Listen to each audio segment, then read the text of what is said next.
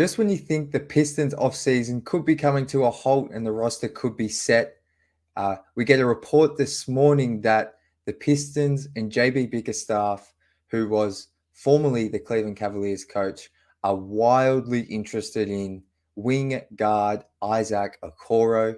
We're going to talk about my thoughts on this and some other details from the report in just a moment.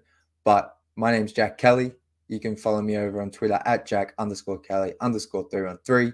You can also follow us over on Instagram at Pistons_Intellect. And if you're feeling so kind, please hit that subscribe button.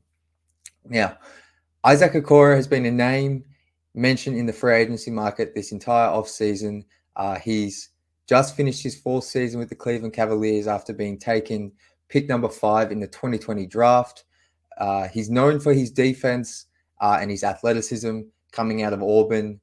He was kind of projected to be a 3-and-D type of wing. And right now, Okoro is kind of a product of this new kind of the new tax implications, that kind of thing. The Cavs kind of let him search the open market, and there was no offers, I believe. And from my understanding, what I read was that Okoro was coming back to sign the qualifying offer, and which would then make him an unrestricted free agent next summer. But it now, with this report this morning, Sam Amico of HoopsWire, who's not, I'll be honest, this isn't like the most reliable source, but the reason I'm making this video and that kind of thing is because of the wording used in this report, that the Detroit Pistons and former Cavs coach JB Bickerstaff are wildly interested in Okoro. The San Antonio Spurs, Los Angeles Clippers, and Washington Wizards are some of the other names. But just the phrase wildly interested in Okoro, plus the fact that, as I mentioned off the top, JB Bickerstaff coached the Cavs. I think he was there all 4 seasons with Okoro. Bickerstaff's a defensive-minded coach. Okoro is known for his defense on the wings, on the perimeter. And the Pistons also have, I think, the most cap space left. They have still around 12 to 13 million. They're the only team with money to spend in that regard. Of the 30 NBA teams, they have an open roster spot. They can facilitate a deal like this. There's the link between Bickerstaff and Okoro. The Pistons, whilst I think their primary point of concern when you look up and down the roster is kind of a backup point guard, maybe. In terms of defense, the Pistons are lacking sorely. Like, recently on the Locked On Pistons podcast, I spoke to Kuka Hill, and we kind of spoke about our concerns with this roster defensively for this upcoming season. And we spoke about the defense in the backcourt and how Cade Cunningham, how he can improve defensively. But the mixture of Cade Cunningham, Ivy, Sasa, Malik Beasley, Tim Hardaway Jr., none of those guys are going to be plus defenders this season. Cade could maybe do it in spurts, but he's going to be carrying a lot offensively. If you're able to get Okoro, he's a guy who you could plug in at the 2-guard position, whether he starts or is your first guard off the bench. And he can take the best point guard or the best kind of shot creator in the backcourt on the other team. He can man them. He can kind of slow them down. He's had some really good moments as a defender. And I think when you look at his body type, he's 6'5". He's extremely strong, athletic, physical type of player. He's kind of, at least in the defensive end, the perfect player to put alongside Cade. He's probably a touch undersized, in my opinion, to guard bigger wings in the league like Kawhi and those more physical guys. But, that's why the Pistons have Asar Thompson. So Okoro on the defensive end makes a lot of sense for this team. On the offensive side of the ball, it's interesting. Last season, Okoro averaged 9.4 points, 3 rebounds, 2 assists, almost a steal a game on pretty much 50% shooting from the field and 39% from 3. And he did all this in 27 minutes a night, which he started 42 of 69 games, but just with the shooting, it's important to note he only averaged 3 attempts a game, but he did, like I said, shoot a career high 39% from 3, which the volume, you would like that a lot higher.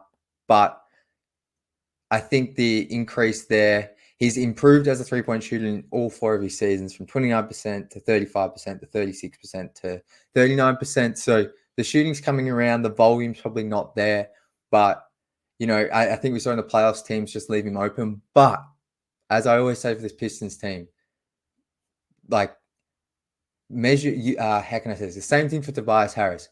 Measuring players on their playoff performance versus their regular season performance, I kind of am going to put a lot more stock in their regular season performance for this Pistons team for the upcoming next 2 to 3 seasons. Because in terms of playoffs, if the Pistons make the playoffs next season or season after, I'd be surprised if they were like a top 6 seed in the next 2 years. So Okoro still needs to, become a much better 3-point shooter in terms of volume for teams to defend him. But this is an interesting conversation. I kind of thought the Pistons were done. In my opinion, I feel like the Pistons, like if I had to, my guess has been this whole time that extra roster spot was going to be used for the Pistons to take on a contract and maybe get some picks or that kind of thing, based off what Trajan has kind of said in his press conferences. But this JB Bickerstaff relationship makes this very interesting, and it's why I'm taking this report probably with more. Putting more stock into it because of that relationship. And look, who knows? This trade might not happen. Obviously, Bickerstaff has relationships with heaps of the Cavs players, so it's easy to link the two. But Okoro would fill some holes on this team and kind of help this team definitely on the defensive end this upcoming season. The shooting is a bit of a concern in the sense of I don't think he's going to open up the floor for Cade anymore. I think you're still going to need to play Malik Beasley, Tim Hardaway Jr. in order to spread the floor for Cade.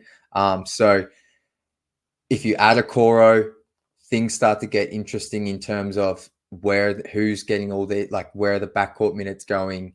Does that affect Jaden Ivey's minutes? Does that affect the shooting minutes of Beasley and Tim Hardaway Jr.? Are they now taking minutes from Asar at the 3? If you add Okoro, you're adding another guy that's going to play minutes. And the Pistons, in my opinion, already have definitely 9 guys who should be playing minutes opening night. And I've added Ron Holland in there as the 10th. If you add Okoro, that's the 11th. Does he now take minutes away from Ron Holland?